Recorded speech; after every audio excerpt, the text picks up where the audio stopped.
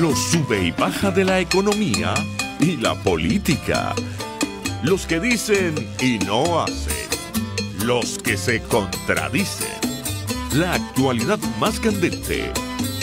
Lara y Hernández ya están aquí. Ellos no saben nada y así nos va. Conciudadanos, y así nos va. Bienvenidos a una nueva emisión de su programa favorito de esta hora. Les agradecemos como siempre por estar allí siendo copartícipes de una nueva jornada de lucha por la opinión libre, la información transparente a través de los micrófonos de RCR 750 AM, donde lo bueno une. Como siempre estamos acá trabajando para ustedes en estas jornadas especiales, en estos programas especiales de Y así nos va para esta temporada decembrina. Desde la gerencia general de la emisora, Jaime Nestares, desde la gerencia de producción, Wilix Arcaya, en la producción del programa, Kenyer Jarmillo. En los controles está el jefe de esta Taguara, el señor Jan Bururu Martínez. Y frente a los micrófonos estamos Neomar Hernández y quien les saluda a esta hora, Daniel Lara. Hoy nos acompaña para hacer esta ronda de reflexiones que nosotros hacemos a final de año, y ya creo que es nuestro tercer año consecutivo haciendo estas rondas de reflexiones. Invitamos a personajes de la vida nacional que nos permitan, que nos ayuden a pensar sobre lo que hizo el país, sobre lo que hizo la sociedad. Y todos los años hay algunos que son ya tradicionales, como Diego Bautista Urbaneja, como Eric del Búfalo y Thais Peñalver, por supuesto. Pero hoy nos acompaña alguien que se estrena. Y creo que se estrenó este año en la emisora, ¿no? No estoy seguro. Daniel Barnaghi, el profesor Daniel Barnaghi. Gracias, Daniel, por acompañarnos la tarde de hoy. Es un honor y es un placer estar con los cabilleros. Bueno, wow. El placer es nuestro, Daniel. Vamos a empezar por eso. ¿Cómo se sintió salir de las aulas universitarias y entrar en esta gran aula que termina siendo un estudio de radio con alumnos que no ves, pero que son quizás más de los que están en las aulas convencionales, ¿no? Bueno, la verdad que fue es cada vez que tengo la oportunidad de venir, siento un muy profundo agradecimiento con esta gran familia, y la considero mi familia. La verdad es que Radio Caracas Radio me había comenzado a entrevistar desde hacía ya muchísimos años, y en una oportunidad, y Dania Chirino, quien es muy, muy queridísima amiga, a la vez como una amiga con Thais Peñalver, le dice a Thais que bueno, me recomendó que porque no me entrevistaba ella, lo cual pues por supuesto para mí era un honor, y yo hice una química con Thais realmente muy impresionante, muy emotiva, muy, muy diáfana. Y en estos días, para ser precisos, el 9 de noviembre del año 2016, Thais me entrevistó por primera vez y realmente fue una experiencia extraordinaria. Y ella poco después me dice, mira, Daniel, ¿sabes qué? Yo realmente quiero ver si hago algún tipo de trabajo permanente contigo. Entonces yo le decía, bueno, ¿pero qué? ¿Me vas a entrevistar todo el tiempo? La gente se va a fastidiar. Y me dijo que no, que la idea es acompañarla en uno de los días de su programa, que es Buen Provecho.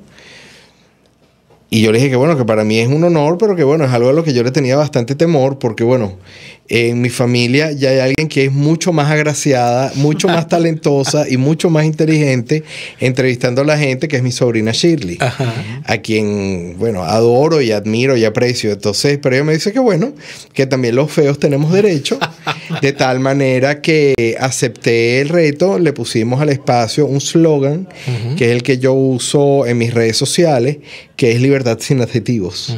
Entonces el Buen Provecho de los miércoles se llama libertad sin adjetivos. Y realmente yo me enamoré de esta familia. Sinceramente siento que Radio Caracas Radio es un bastión de libertad. Probablemente es el último que quede en el país. Siento que he sido totalmente respetado en mis opiniones, hayan o no sido de agrado de las personas que me rodean. Siempre he sido tratado con un inmenso respeto y yo no tengo palabras para agradecerlo, pero sobre todo a quienes nos estamos dirigiendo hoy, que es a la audiencia. La audiencia de esta emisora es Venezuela, es la Venezuela que yo realmente amo. Es esa persona que cuando está llamando o cuando está escribiendo un dilo o cuando está escribiendo un mensaje por alguna de las redes, realmente comprende lo que se quiere hacer, lo complementa, a veces lo polemiza, cosa que a mí me encanta, porque como investigador científico, yo creo que la ciencia se construye a partir del disenso y no del consenso. Entonces es el disenso lo que permite construir. Y bueno, ha sido una de las experiencias más maravillosas de mi vida. Yo estoy muy agradecido y también, por supuesto, que estoy agradecido con Neomar y contigo, que son mis compañeros, mis amigos, a quienes aprecio, a quienes estimo mucho, y les agradezco, por supuesto, coronar el final de este año tan difícil y aciago, ¿no? De cierta forma, con esta oportunidad y esta entrevista con ustedes dos. El profesor Daniel Barnaghi es uno de los hombres que en Venezuela se ha dedicado a estudiar cómo somos los venezolanos y por qué somos así, mayormente en términos de cómo nos relacionamos con el poder, con la política. Y esto es el gran tema de Daniel, entiendo, en sus investigaciones, la cultura política del venezolano. Vamos a arrancar con lo primero, Daniel. ¿Cuáles son los rasgos distintivos de la cultura política del venezolano? A propósito de que se ha dicho que con la llegada del chavismo, aquí se exacerbaron una cantidad de cosas en el venezolano que no necesariamente son muy positivas. Se exacerbó una vieja cultura rentística y de relación con el Estado basada en la petición permanente, pensando que, como dicen por allí, la arepa nos viene debajo del brazo. Y se exacerbó una relación que quizá no es la más concordante con una sociedad moderna, próspera, que podemos ver en otras partes del mundo. Pero ¿cuáles serían varios de esos rasgos que nos definen como venezolanos en términos políticos? Sí, fíjate, la cultura política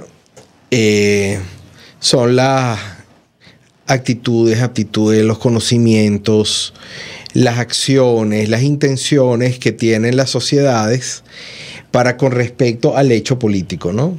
De tal manera que, aunque es un concepto de 1916, se fue desarrollando hasta el año 1963, cuando en un trabajo importante de dos autores americanos, Almond y Verba, ellos hacen un trabajo que publican que se llama La cultura cívica. En realidad es interesante porque la cultura cívica es una forma de cultura política y ellos lo explican en ese trabajo, pero desde ese año, desde 1963, se populariza inmensamente ese concepto y se comienza a medir. La primera medición la hicieron ellos en 5 países, pero muy pronto, después de eso, tan solo 9 años después, en Venezuela se hace la primera medición de cultura política. ¿Qué decía esa medición? Esa medición, ya en el año 73, hablaba de 3 elementos claramente diferenciables. Un elemento positivo, que es el elemento de orientación valorativa hacia la preferencia de la democracia como cualquier otro sistema político. Después lo vamos a ir clasificando un poco mejor, lo vamos a ir desarrollando. Unos elementos profundamente negativos, como por ejemplo la preferencia de un hombre fuerte que eche de lado las leyes, las instituciones, pero que se imponga. Y un campo intermedio, que es el campo que yo llamo el campo de las contradicciones, donde el venezolano prefiere por encima de cualquier otro método de evolución, las evoluciones graduales y electorales, pero a la misma vez está prefiriendo ese hombre fuerte, rechaza el militarismo, pero ama la figura militar, no quizás para que sea su primer mandatario, estamos hablando del año 73, y Venezuela se perfila como uno de los países con mayor desconfianza interpersonal en las instituciones en el mundo entero.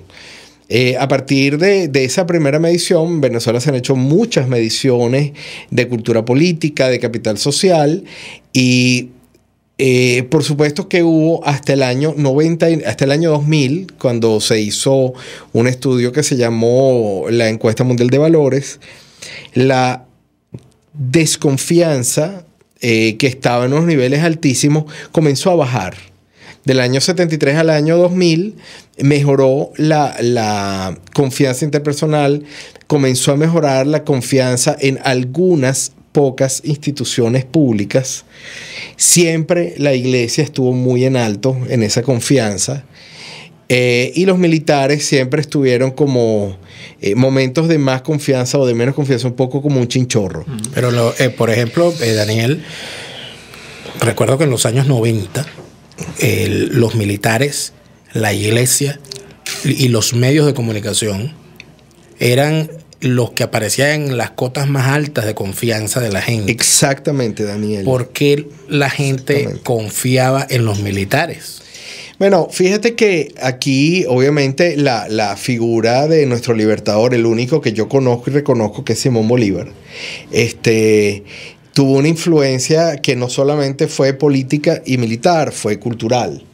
Entonces, de alguna manera, aquí, en estos muy pocos años, desde que separamos la muerte del Libertador, solo 100 años después estaba Gómez. Y Gómez se fue hace menos de 100 años del poder. Es decir, que en realidad, en términos historicistas, nos separa muy poco tiempo. Entonces hay una situación, digamos, de hiperbolización, de estigmatización mágica, que el militar nos va a sacar de todo lo malo y nos va a llegar a una posición buena. Pero así como tú apuntas exactamente eso, esas mediciones arrojaban unas contradicciones terribles, como lo mencionamos hace un minuto, porque el venezolano estaba cada vez más desilusionado de esta política, digamos, bipartidística de Acción Democrática, COPEI, etcétera, que era de naturaleza cupular, como ustedes muy bien lo dijeron, donde, bueno, los pactos de las élites, el peticionismo, el rentismo, se exacerbaron como una forma de manejar los intereses, los sentimientos y las sensaciones de la gente para acceder al poder a través de una dádiva que nunca era dada.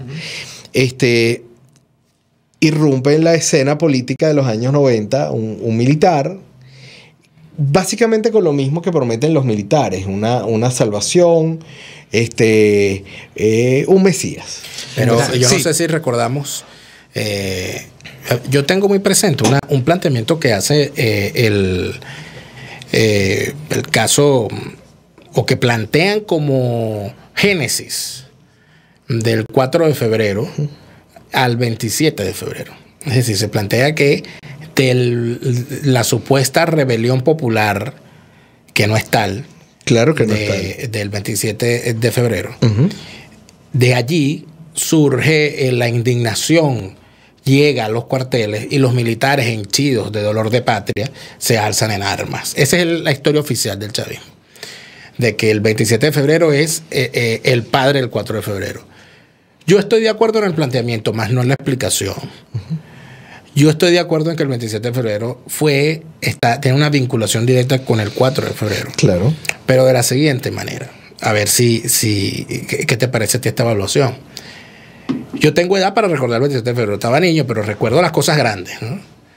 Y recuerdo en particular dos cosas ese día frente al televisor. Uno, el segundo civil más importante del gobierno, que era el ministro del Interior, ministro de Relaciones Interiores, Alejandro Izaguirre, dando un discurso en cadena nacional, y a mitad del discurso detiene la lectura del discurso y se retira y casi se desmaya frente a las cámaras.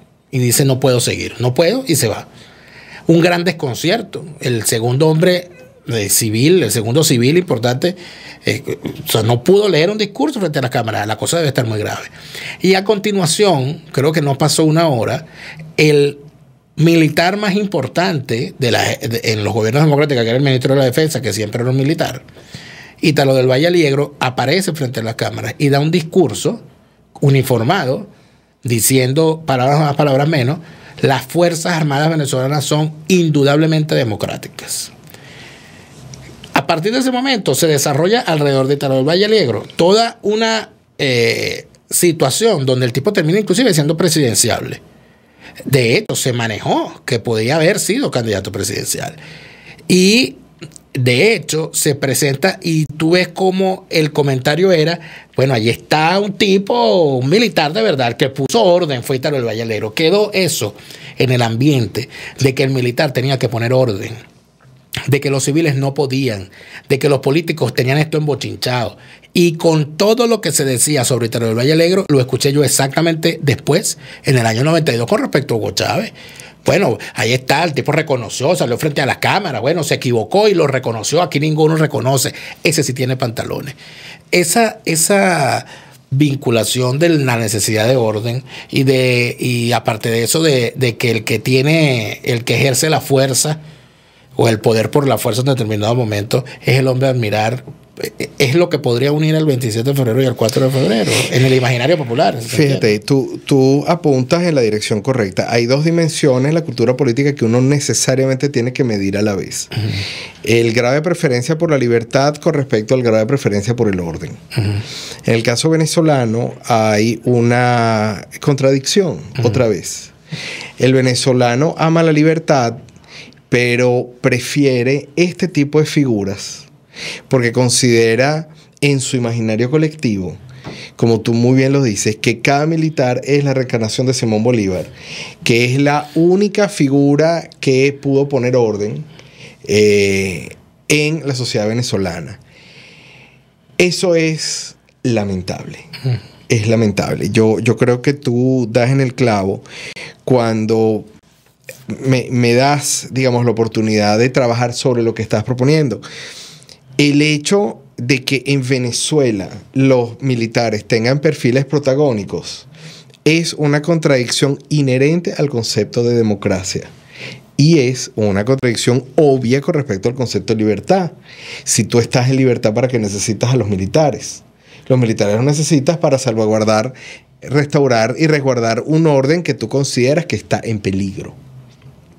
Para eso están los militares. Uh-huh. Y efectivamente hay un paralelismo entre Ítalo del Valle Aliegro y luego Hugo Rafael Chávez Frías, donde se consideraron las personas que eran las capaces de tener una fortaleza de mando, de orden, de capacidad de generar orden por encima de la libertad que tiene la sociedad civil de dirigirse a sus propios destinos. Uh-huh. Entonces, claro, el mal está sembrado desde 1830. Uh-huh. Y por eso es que es tan importante, digamos, el análisis culturalista que tú muy bien planteabas, Neomar, también. Porque en realidad, ¿cómo tú modificas la cultura? Solo la puedes modificar a través de educación. Pero aunque los distintos gobiernos, desde el año 58, para hablar ya en términos un poco más recientes, han hecho distintos grados de inversión en la educación, el entendimiento de la educación como proceso para convertir a un país de tercer mundo en uno de primer mundo nunca estuvo imbuido en la política cotidiana del venezolano. ¿Por qué? Porque la educación, las inversiones en la educación son muy transparentes. Claro. Son inversiones de naturaleza que es poco corrompible. Porque la gente o genera el conocimiento o genera la educación o no.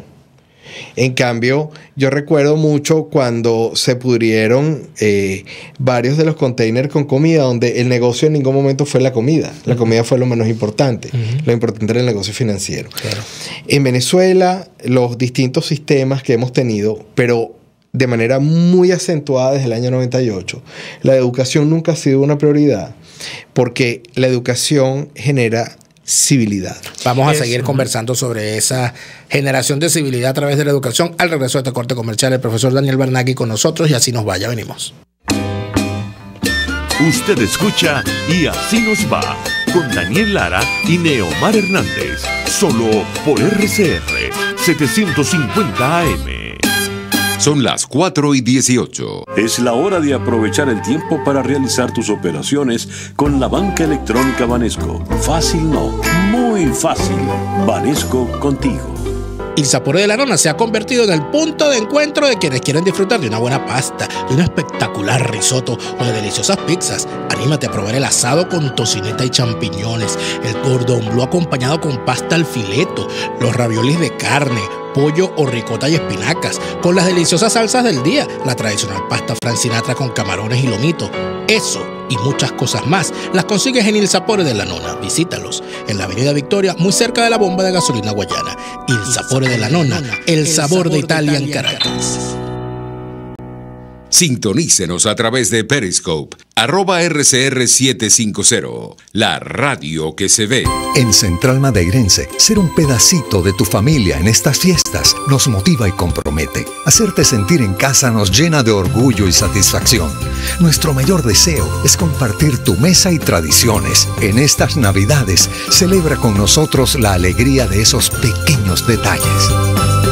¿Quieres disfrutar la mejor red de navegación 4G LTE? Digitel y Samsung lo hacen posible. Trae tu equipo inteligente Samsung 4G a Digitel o compra uno de los nuestros y llévate 3 GB gratis de bienvenida. Sí, 3 GB gratis al comprar una nueva línea. ¿Qué estás esperando? Digitel y Samsung, una alianza doblemente inteligente. Digitel, más vida, más gigas. En el restaurante Montana Grill cuentas con las exquisiteces de nuestros bares, pastas variadas y las deliciosas sugerencias de nuestro amplio menú. ¡Epa! Y los ricos postres, que no se te olviden. Esquina Candilito frente a la Plaza Candelaria. Restaurante Montana Grill, la tentación del sabor. Les estamos presentando Y así nos va, cuando se tiene algo que contar, con Lara y Hernández, solo por RCR 750 AM. Estamos de vuelta en Y así nos va, y nos acompaña, y es muy grato tenerlo acá con nosotros, al doctor Daniel Barnaghi, profesor titular de la Universidad Simón Bolívar. Y hablábamos en el corte anterior de la cultura política del venezolano. Yo cifraba la pregunta inicial sobre los rasgos distintivos de esta cultura política a la venezolana. Pero entonces comienza la pregunta que procede, que es ¿y por qué eso es así? Estas explicaciones, Daniel, que tienen que ver con autores como los que tú has mencionado, Almond y Verba, hablan de una cosa que puede de entrada lucir desalentadora, y es que tú no puedes modificar de la noche para la mañana la cultura política de un país. La cultura política es una especie de sumatoria de acumulados históricos, de acumulados, como tú has dicho, vinculados con un proceso largo, ¿no? Si hacemos esa premisa buena, entonces empezaríamos nosotros a dudar de cosas como esas que comúnmente escuchamos. No, es que este país se desgració, por ejemplo, porque los adecos acostumbraron a la gente a darle tal cosa, a darle un beneficio y a que tenían que recibir todo sin trabajar. Cosas que estoy diciendo que no necesariamente son ciertas, sino que son parte de ese imaginario colectivo, ¿no? O este país se desgració cuando llegó Hugo Chávez. Entonces podemos rastrear los problemas más atrás y tendríamos que ir, Daniel, al mismo origen de la colonia, ¿no? Y yo te preguntaría entonces, ¿es que acaso el problema es de origen? La sociedad venezolana tiene una falla de origen vinculada con ese proceso de colonización tan violento y luego con una cultura extractiva que se impone desde la metrópoli y prácticamente ve a Venezuela como un botín del que hay que sacar cosas porque políticamente no es que figurara mucho en el plano continental, ¿no? Y en el plano de aquella época. ¿Dónde está el origen de nuestros problemas presentes? ¿Dónde arranca la falla? Sí, bueno, yo creo que tu planteamiento es el que, por cierto, yo comparto de entrada, que en el caso venezolano hay varias fallas de origen. Que por cierto, algunas de ellas no están tan claras para los historiadores como quizás pudieran estarlas para algunos politólogos. Por ejemplo, Venezuela era una capitanía general, mientras que a nosotros nos rodeaban los virreinatos. Entonces, de alguna manera, Venezuela nunca fue vista como un territorio que pudiera tener un potencial de grandes proporciones a largo plazo, sino siempre fue vista como un territorio de paso. Yo recuerdo claramente cuando hace, por cierto, no mucho tiempo, yo estudiaba en mis libros de primaria y de bachillerato, donde se decía que Venezuela es un país que está maravillosamente ubicado al norte de América del Sur, etc. Y cuando yo fui desarrollando un poco qué significaba esa idea, es que, bueno, Venezuela siempre fue vista como un puerto o luego, por supuesto, un aeropuerto. Pero donde la búsqueda de desarrollar lo que estaba aquí, bien sea desde el punto de vista humano o desde el punto de vista de los recursos naturales, no fue realmente una prioridad y no lo ha sido. Porque pareciera que Venezuela ha sido el país botín desde 1492-93. Hay algunos historiadores de la América Latina, o sea, que mejor dicho, historiadores venezolanos que han revisado Venezuela en el contexto de América Latina, como Rafael Arraiz Luca, por ejemplo, que indican que podría haber una razón para eso, porque nosotros, quizá al ser capitanía general, y al ver los demás como virreinatos, hemos tenido también una especie de complejo de inferioridad. Exactamente, Daniel. Tú tocas el punto medular que yo quería y quisiera desarrollar con ustedes. Ajá. ¿Qué significa resentimiento? El resentimiento se ha tratado de explicar a través de algunos de los discursos del expresidente Hugo Chávez como que fue él, digamos, la primera persona que usó el resentimiento con fines políticos, cuando en realidad él lo que hizo fue capitalizar cientos de años de historia. Sin duda. Nada más. Utilizar las taras de la nacionalidad para construir una opción política. Porque él estaba totalmente claro de que el resentimiento es un sentimiento histórico. ¿Ok?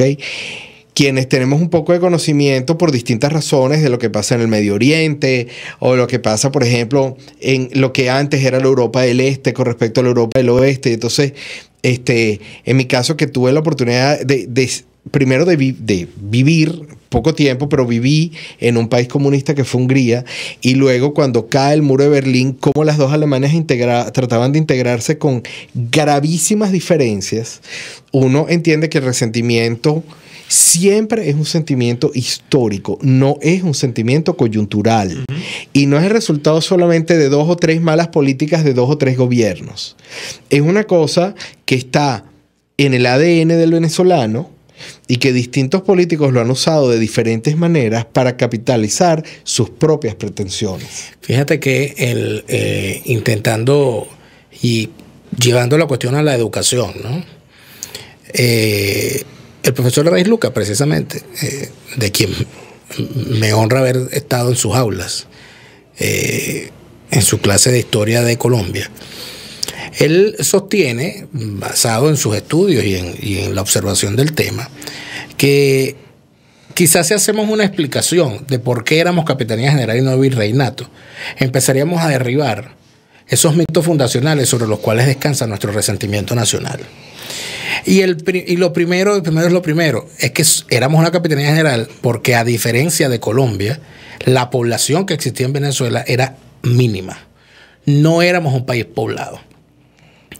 Como no éramos un país poblado, esto era casi que un terreno baldío, que se podía ver como un territorio de grandes oportunidades, pero también, como decía Uslar Pietri cuando caracterizaba al conquistador, que decía que el conquistador ese conquistador que venía de aquellos pequeños pueblos, de aquellos pequeños... Una aula abierta, debería llamarse este programa especial. Daniel, el tema de una Capitanía General poco poblada, con mucha tierra y poca gente, frente a una metrópoli ávida de riqueza y todas las demás cosas, no también marca una especie de particularidad en el carácter de ese venezolano que a lo largo de generaciones se forjaría, de unos aventureros que llegaron a Venezuela, unos hombres de armas que llegaron a Venezuela, una población aborigen que siempre fue minoría y siempre se sintió minoría y siempre fue tratada como minoría, una población negra, por supuesto, traída a la fuerza, pero que pierde rápidamente su característica o su cordón umbilical con su origen, porque el tráfico, la trata de negros a Venezuela se paró bien pronto y prácticamente no hay en Venezuela el problema que pueden tener, la característica que pueden tener los negros, por ejemplo, de Cuba, que tienen, prácticamente pueden hacer su árbol genealógico y saben que 2 generaciones más atrás llegaron en un barco.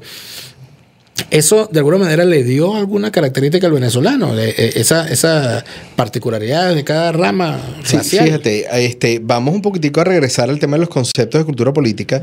En Venezuela, durante una parte importantísima de su historia desde la conquista, tuvo una cultura política que nosotros llamamos en el argot de sumisión. Es decir, tú tenías a un conjunto de muy pocas personas que mandaban sobre todos los demás, donde esas personas con esa cultura política de sumisión básicamente no podían tener acceso a básicamente nada más allá que lo que le dieran por una dádiva. Luego hay una cultura política que podríamos ver desde la muerte de Gómez, que comenzó un poco a poco a convertirse en una cultura política más parroquial, donde la gente comenzó a tener mucho más sentido y sentimiento de pertenencia política al país, y no solamente al punto, al feudo o al conuco donde estaba.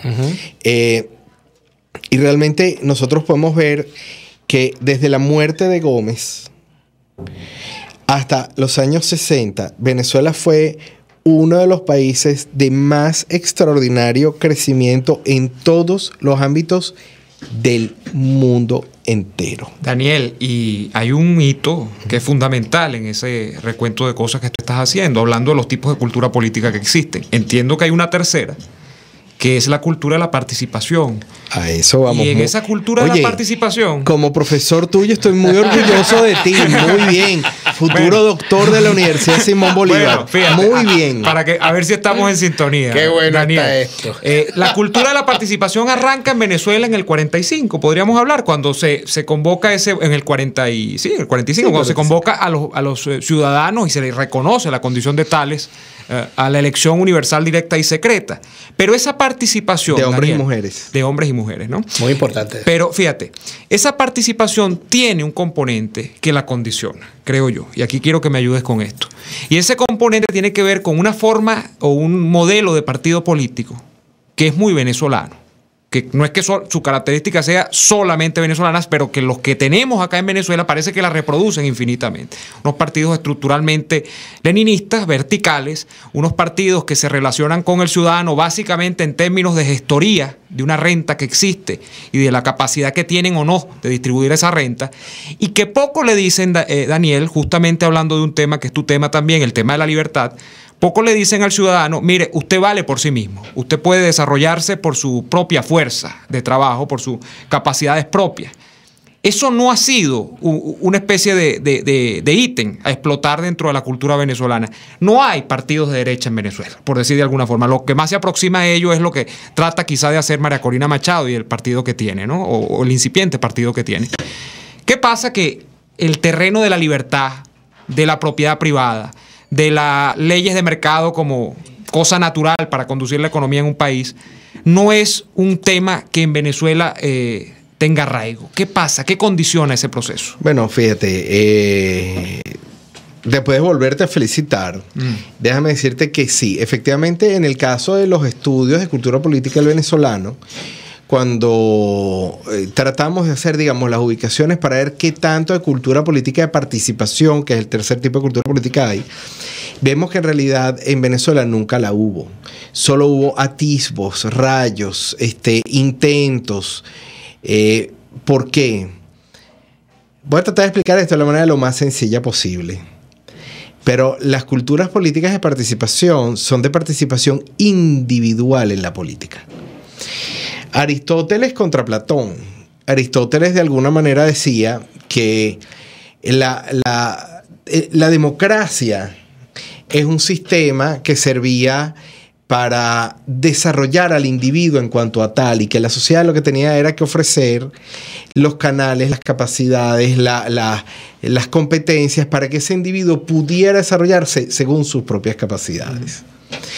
Mientras que Platón decía de alguna manera sencilla de que la base de la sociedad es la sociedad misma, por lo cual todo el mundo debía ser lo más igual posible para con esa cohesión sea la sociedad una sociedad desarrollada solamente a partir de ella, pero no de las diferencias, sino de los elementos de igualación entre los individuos. Cuando tú hablas de participación y de alguna manera en alguna parte de nuestra mente nosotros hacemos como un sinónimo entre participación y elección, el concepto electoral es un concepto absolutamente individual. Pero ¿qué es lo que pasa? Que en Venezuela, por todo por el sistema que nosotros tuvimos, por el hecho simple de que Juan Vicente Gómez muere apenas 13 años después de la revolución bolchevique. Venezuela se ve, o sea, cuando está terminando o quisiera salir del siglo XIX, se encuentra con una fuerza de las ideas de izquierda tan exacerbada que no logró darle espacio a el concepto de lo que significa el desarrollo individual de naturaleza política de las personas, de los venezolanos, donde a través de los partidos políticos, que todos son de izquierda, incluyendo Copey, te estoy hablando, digamos, del siglo XX, donde lo único que lo diferencia es el grado de cercanía o de lejanía de la extrema izquierda, pero no hubo ningún partido hasta la fecha. Quizás yo no me voy a meter en este momento de nuestra conversación con María Corina porque me gustaría tocar un punto un poquito más adelante, pero al tú tener puros partidos de izquierda, la concepción de libertad sin adjetivos en cuanto a que la libertad es un concepto absolutamente individual no existe. Ahora, Daniel, hay unos peros positivos que utilizamos los venezolanos cuando hablamos de los regímenes dictatoriales. Guzmán Blanco fue un tirano, pero bueno, trajo algún tipo de desarrollo a Venezuela, el ferrocarril y la cosa, y ciertas obras de envergadura, y quiso convertir a Caracas en una Zurich, una cosa de esa. Gómez fue un tirano, pero unificó a la nación, se acabaron las montoneras, se creó el Banco Central. Pérez Jiménez fue un tirano, pero construyó cosas, etcétera. ¿Cuál es el pero de Hugo Chávez? ¿Tiene un pero Hugo Chávez? A rescatar, sí, ¿no? Dices tú. Los anteriores dictadores que tú mencionas eran dictadores en cuanto a lo político, pero con un pensamiento económico que uno entendería hoy en día, con el léxico que manejamos hoy, que es distinto al que se manejaba en aquella época, como de pensamiento liberal de derecha. Es decir, donde ellos buscaban el desarrollo para que el individuo tuviera mejor calidad de vida. En el caso del expresidente Hugo Chávez, nosotros nos encontramos frente a un mesías, a un líder que se autoconsideraba mesiánico, pero que necesitaba el amor de la totalidad de la gente y lo buscaba o lo obligaba. ¿Qué quiere decir eso? Él hacía una cosa que se llamaba la búsqueda indiferenciada. Él lo que quería era que las masas lo proclamaran. Eso está muy claramente estudiado en la teoría del liderazgo. Son líderes que realmente necesitan sentir la adulación y el amor absolutos, no individuales. Él necesitaba las grandes masas. Cuando tú lo que buscas es que esa masa te rinda pleitesía, a mí lo que me viene a la cabeza es el modelo de Corea del Norte, donde por cierto hay elecciones. Es correcto. Con ese punto tan álgido, tan fuerte, vamos a despedir este segmento y ya venimos con los minutos finales en compañía de Daniel Barnaghi, quien nos acompaña el día de hoy. Ya venimos. Escuchamos Y Así Nos Va con Lara y Hernández, porque la realidad no se tapa con un dedo. Solo por RCR 750 AM. Son las 4:48. Es la hora de aprovechar el tiempo para realizar tus operaciones con la banca electrónica Banesco. Fácil no, muy fácil. Banesco contigo. Neomari, ¿qué vamos a comer hoy en el Sapore de la Nona? Por ejemplo, de entrada. Pues qué más, una deliciosa ensalada César con pollo o camarones. ¿Y de plato fuerte? Un risotto con camarones, champiñón y salsa nápoles. Y el postre, que no se te olvide el postre. Pues qué más, la torta con doble chocolate. En el Sapore de la Nona nunca nos decepcionan. Sus platos son abundantes, frescos y deliciosos. Visítalos en la avenida Victoria, muy cerca de la bomba de gasolina Guayana. Il Sapore de la Nonna, el sabor de Italia en Caracas. En materia de helados, la diferencia la hace el contraste de sabores. ¿Qué tal la combinación de uno de pie de limón con otro de chocolate? ¿O uno de fresas y yogur con otro de brownie? ¿Y cómo quedará uno de parchita con otro de Nutella? En el Cuore di Gelato puedes darle rienda suelta a tu imaginación y combinar los más deliciosos sabores de helado artesanal. No te quedes con las ganas. Visítalos en el nivel feria del Centro Comercial Multiplaza del Paraíso, frente a las escaleras mecánicas. Il Cuore di Gelato, helados que llegan al corazón. RCR 750 AM, porque lo bueno une. ¿Quieres disfrutar la mejor red de navegación 4G LTE? Digitel y Samsung lo hacen posible. Trae tu equipo inteligente Samsung 4G a Digitel o compra uno de los nuestros y llévate 3 GB gratis de bienvenida. Sí, 3 GB gratis al comprar una nueva línea. ¿Qué estás esperando? Digitel y Samsung, una alianza doblemente inteligente. Digitel, más vida, más gigas. Les estamos presentando Y así nos va, cuando se tiene algo que contar, con Lara y Hernández, solo por RCR 750 AM. Continuamos con su programa favorito de esta hora, ya en los minutos finales de esta conversación con Daniel Bernaghi. Entramos en la recta final, en lo que llamaban los locutores hípicos, en la recta de las emociones. Daniel, ¿tú nunca quisiste ser locutor hípico? Siempre quise serlo. ¿Y qué pasó? Acabas de descubrir un gran secreto. Nadie le había preguntado eso a Daniel. Nadie me había preguntado eso. Yo soy de la generación Alicán. He sido criado por Alicán y Héctor Alonso. No por Héctor Alonso López, sino por Héctor Alonso Rivas. Está muy bien. Fíjate. Te auguro un buen futuro ahí. Está bien. Fíjate. Cuando tú revisas lo que nos ha dejado el 2018, el 2017, cada vez que hacemos un balance de un año, normalmente el saldo es negativo. Sin embargo, en el año 2015 hubo una gran esperanza política. O sea, la gente sentía que el 2015 lo logramos, ganamos la asamblea, tuvimos un gran éxito y a partir de enero se acabó esto, íbamos por otro camino y el 2018 se veía lejísimo y se veía que el 2016 era el año del desenlace. Y como se vio en el 2014 con la salida y como se vio en el 2017 con las protestas, terminó el 2017 y viene el famoso 2018 al cual no queríamos llegar. Porque siempre se decía, no, el 2018 no, eso tiene que ser ya, porque el 2018 está muy lejos. Llegó el 2018, Daniel, ¿cómo lo ves? Bueno, fíjate, yo quiero decirte que yo fui una voz disidente en cuanto a la esperanza, aunque yo creo que la esperanza, como digamos, lo decía Hannah Arendt, que yo siempre hago referencia a ella, radica en lo inesperado. Pero cuando yo supe quién y cómo se iba a manejar aquella Asamblea Nacional desde el 5 de enero del 2016 y quién le iba a presidir, mis esperanzas, o sea, yo no pude. Tuve una alegría con la elección, pero no una esperanza. Son dos cosas completamente diferentes. Porque todo lo dicho está dicho por alguien y ese alguien tiene su historia. Y yo sabía, por ejemplo, a mí nunca me extrañó que uno de los grandes hitos de esa nueva asamblea fue tumbar unos pendones, una cosa así. Pero que es característico del populismo no productivo. Es decir, de cuando tú quieres hacer una manifestación efectista, pero que detrás no tiene una sustancia política dura. Ahora, yo nunca me he caracterizado por ser el primer abanderado de la esperanza en Venezuela, pero justamente el hecho de yo ser científico me hace entender que tú nunca puedes eliminar de la política el milagro. Y eso lo dijo también Hannah Arendt.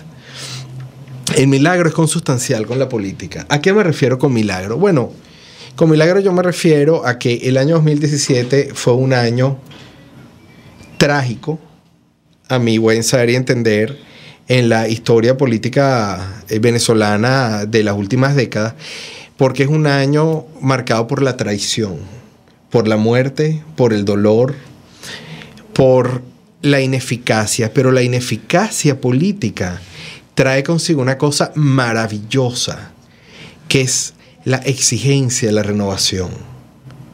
La sociedad civil venezolana hoy en día entiende perfectamente que quienes creen que van a negociar el futuro del país no forman parte de esa representación de la cual tú hablabas y tú mencionaste también antes, Daniel, y tú, Neomar, porque la sociedad civil se está preparando para pasarle completamente por encima a lo que hoy en día nosotros entendemos como sus líderes. Y esto no tiene colorcito, ¿no? Esto no va ni del rojo ni del azul. Es que a eso voy y por eso te lo agradezco, Neomar, porque es que el gran crecimiento de la sociedad venezolana tiene que ver justamente con dejar de lado las diferencias de los partidos políticos, y yo no puedo dejar de recordar el último discurso del testamento, por decirlo así, testamento político del Libertador, donde él dijo, bueno, que si él tiene que morir e irse tranquilo al sepulcro, pero para que los partidos se consoliden y se elimine la desunión y la diferencia, él va a bajar tranquilo al sepulcro, algo así, no me lo conozco en memoria, lo lamento, pero en el fondo yo creo que más de 200 años después estamos en una situación en la cual la sociedad civil entiende claramente que es ella y no 2 o 3 dirigentes autodesignados los que van a conducir a esta nación a un mejor derrotero. Se perdió la inocencia del mesianismo político. Esa es la única gran ganancia del año 2017. Le agradecemos mucho al doctor Daniel Barnaghi por acompañarnos el día de hoy y bueno, les damos las gracias a ustedes por haber estado con ese oído atento también a toda esta larga conversación que estamos seguros desde ya les dejará muchos elementos para el